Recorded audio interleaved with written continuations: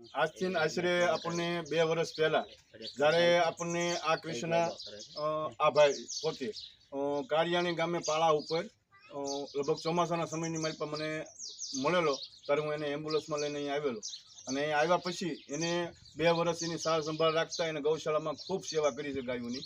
અને 10-15 દિવસથી એને એવો મગજમાં થોડુંક સંતુલન આવતા એને એનું ઘરનું સરનામું આપ્યું. એના સરનામામાં એને એવું આપ્યું કે હું અહીંનો છું આપણે ઇલાહાબાદનો, અને ઇલાહાબાદના એસપીનો સંપર્ક સાધીને એને એના થાનાનો નંબર આપી, થાનાના નંબરને આપી નાખીને એને કોન્સ્ટેબલને એના ઘરે મોકલી અને આજે તારીખ 30/6/2024 રોજ એના મામા અને એમનો ભત્રીજો આજે કૃષ્ણને લેવા આવ્યા છે અને આજે એમને આપણે હાથો હાથ અને કૃષ્ણને હોપ્યું છે. જય વસરાજ દાદા.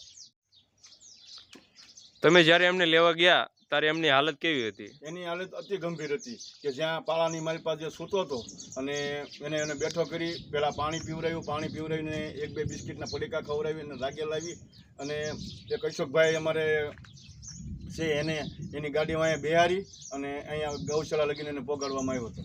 ત્યારબાદ તમે અહીંયા ગૌશાળાએ લાવી એની સાર સંભાળ કઈ રીતે કરી? એની સાર સંભાળની માલપા કે ગૌશાળાની માલપા નાનું મોટું એને હાથે જે કામ થતું એ કરતો અને એમનો ગાય માતાની સેવા કરતો.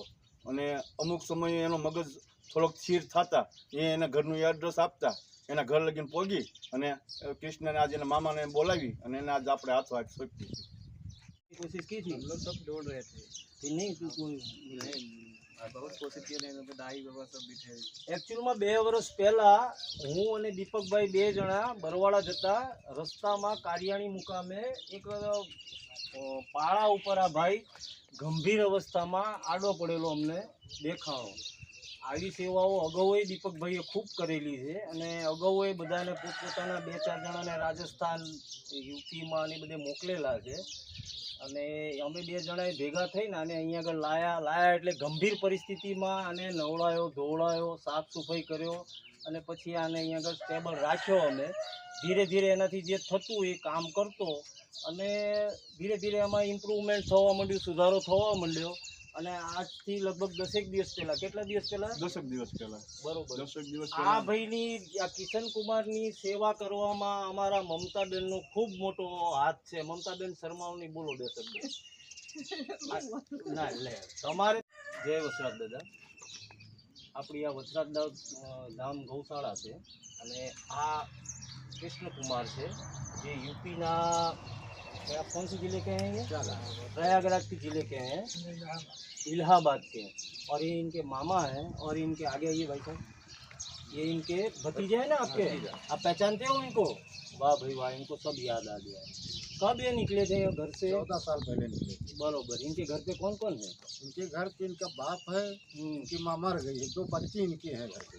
तो ये जब घर से निकले तो आप इन्होंने ढूंढने की कोशिश की? बहुत कोशिश किया, बहुत दिन तक हम लोग ढूंढा इनको, फिर क्या पता ही नहीं चला कोई इनको. नहीं. आपने कोई कोशिश की थी ढूंढने की? आपका नाम क्या है? मेरा नाम लालचंद है. ये आपका कौन लगता है? मेरा भांजा लगता है. भांजा लगता है. हाँ. वो कितने सालों से घर से निकल गया था? 14 साल से घर से निकला है. उनका मानसिक संतुलन कैसा था उस वक्त? गड़बड़ था उस समय बहुत ज़्यादा. अभी कैसा है? अभी तो ठीक है इस समय यहाँ पर. तो इनका कांटेक्ट आपको किस तरीके से हो पाया? इनका कॉन्ट्रैक्ट तो मान लो कि घर पे गए, एसपी से मिले को पुलिस आके घर पे बताया तो हम लोग फ़ोन से इनसे बात किए, तब आए इनको लेने यहाँ पे. ओके. अब आप उनको लेके जाओगे, ठीक है, घर पे? हाँ घर पे. अब आपको कैसा लग रहा है या मिल गए है तो? अच्छा लग रहा है भाई. इनका घर भी संभालेगा, अब अपना घर देखेंगे, किसी तरह तो घर पहुँचेंगे, रहेंगे भाई. इनका भी सब कुछ ठीक होगा. जो दवा कराना. उनके परिवार में घर की कंडीशन कैसी है? घर की कंडीशन 2 ही, बाप गड़बड़ है, माँ मर गई है, 2 बच्ची हैं इनकी भाई. उनको देखभाल करेंगे. ओके ठीक. मेहनत में करी दी है. बरोबर. आप कुछ कहना चाहेंगे?